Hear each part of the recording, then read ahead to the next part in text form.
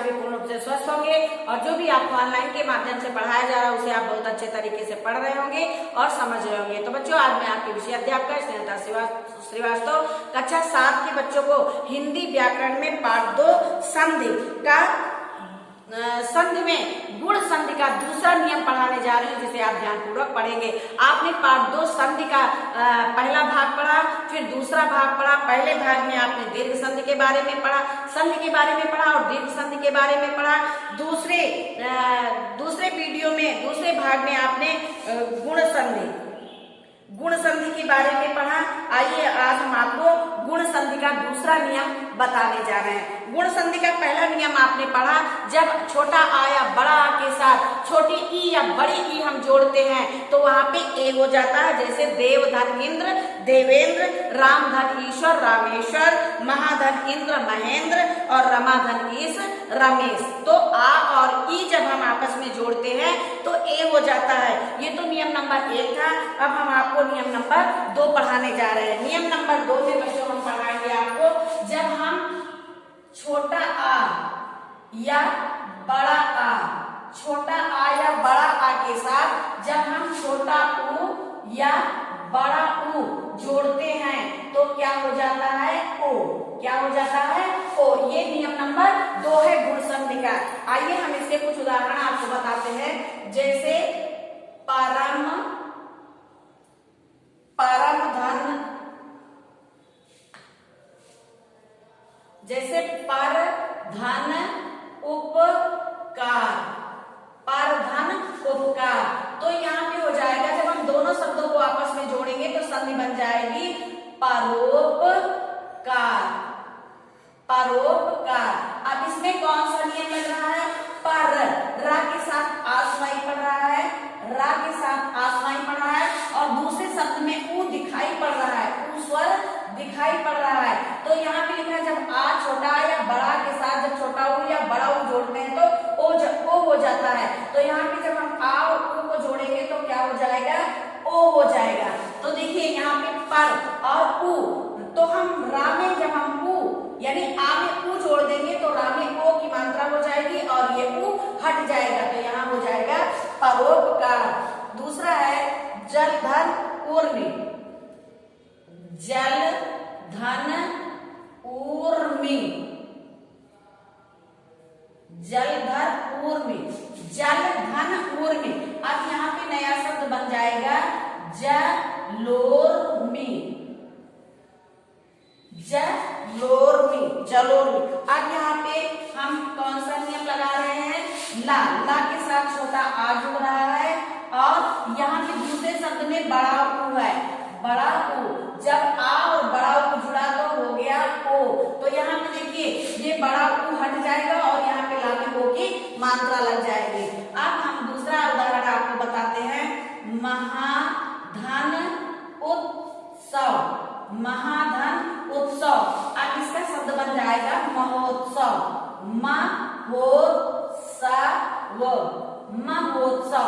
अब इसका नियम है, यहाँ पे बड़ा आ है, हा में बड़े आ की मात्रा है तो यहाँ पे हम बड़ा आ लिखते हैं और दूसरे शब्द में छोटा ऊ है, छोटा ऊ। तो बड़ा आ और ऊ जोड़ देंगे तब भी यहाँ पे हो जाएगा ओ, यानी कि ऊ हट जाएगा, यहाँ पे ऊ हट जाएगा और हा में ओ की मात्रा लग जाएगी। फिर है महाधन ऊर्मी, महाधन ऊर्मी।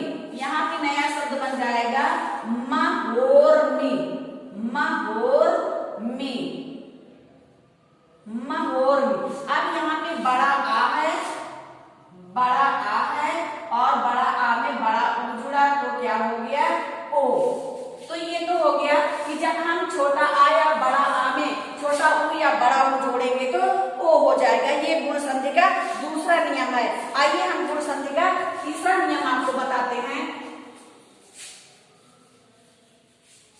गुण संधि के तीसरे नियम में बच्चों है, जब हम छोटा, नियम नंबर 3,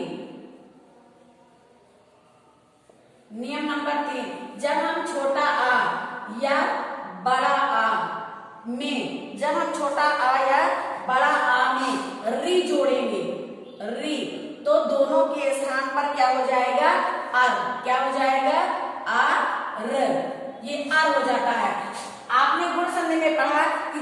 छोटा आ और बड़ा आ के साथ छोटी ई या बड़ी जोड़ते हैं तो एक ही मात्रा होती है। ये गुण संधि का नियम है कि जब हम छोटा आ या बड़ा आ के साथ छोटी ई या बड़ी जोड़ते हैं तो ए हो जाता है। और दूसरे नियम में जब हम छोटा आ या बड़ा आ के साथ छोटा ऊ या बड़ा ऊ जोड़ते हैं तो ओ हो जाता है।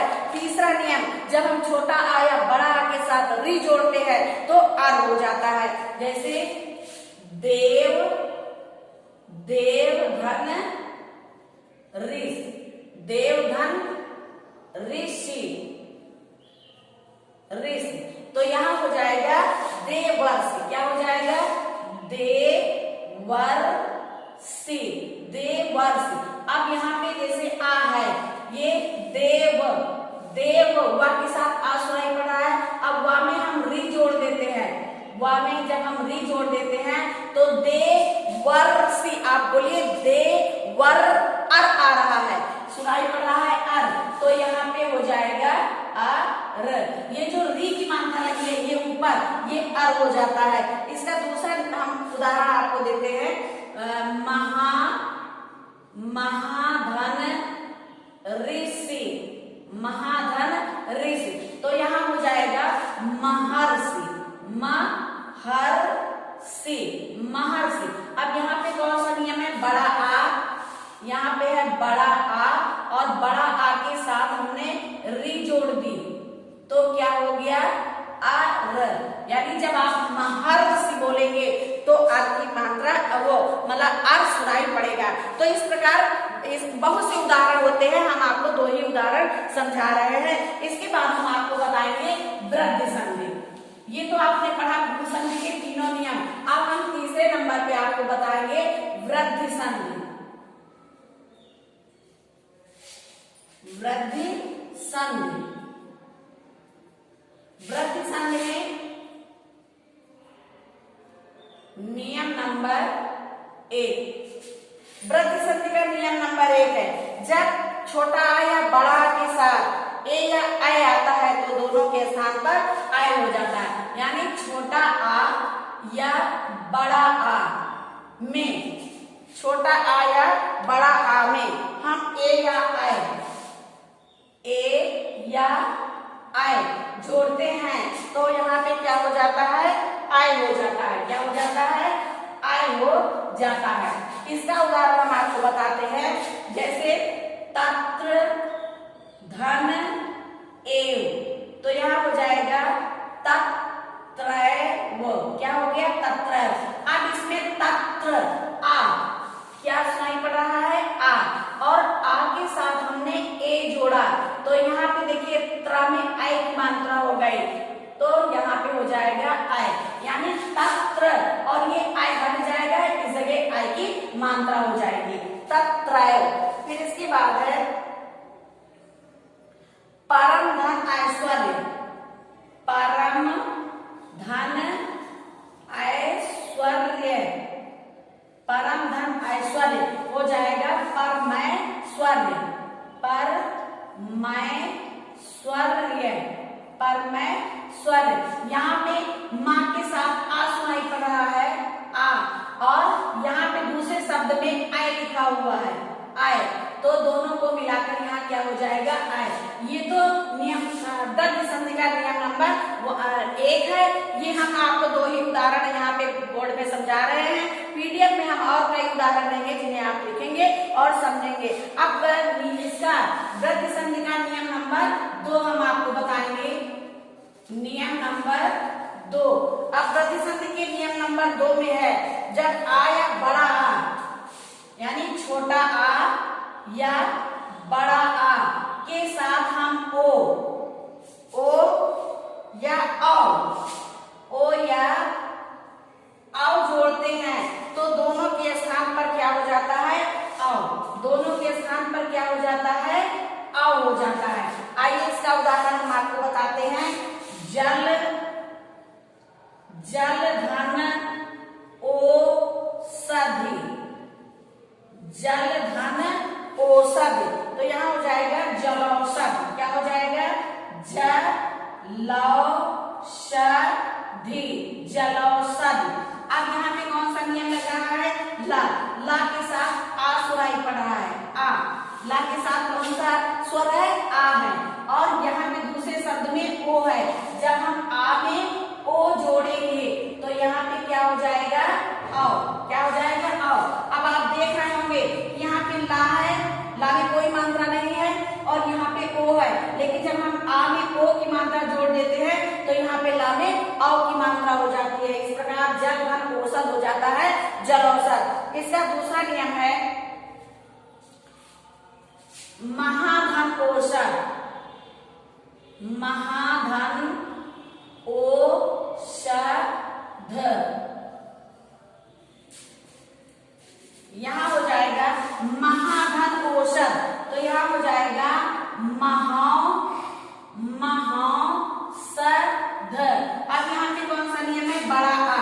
हा में आ की मात्रा है, आ की मात्रा, और दूसरे शब्द में है ओ की मात्रा। जब हम आ में ओ जोड़ेंगे तब भी यहाँ पे आ हो जाएगा। तो ये तो दो नियम हमने आपको, मतलब नियम नंबर 2 के हमने 2 उदाहरण आपको बताए। तो इस प्रकार आपने दीर्घ संधि में 3 नियम पढ़े और गुण संधि में 3 नियम पढ़े, लेकिन वृद्धि संधि में आपके 2 ही नियम होते हैं। तो हमें आशा है कि आपको ये दोनों संधियां, मतलब 3 संधि अभी तक आपने पढ़ी वृद्धि संधि, दीर्घ संधि और गुण संधि। तो हमें आशा है कि आपको ये तीनों संधियां बहुत अच्छे तरीके से समझ में आ गई होंगी। अब इन तीनों संधियों की जब पीडीएफ जाएगी तो आप पीडीएफ कॉपी में लिखेंगे और लिखने के बाद इसे याद करेंगे, लेकिन समझने के लिए आपको वीडियो देखना बहुत आवश्यक है। अब इसके बाद हम आपको यण संधि और अयादि संधि दूसरे टर्न में पढ़ाएंगे। तो बच्चों, आज आपकी संधि का तीसरा भाग यहीं पे समाप्त होता है। धन्यवाद।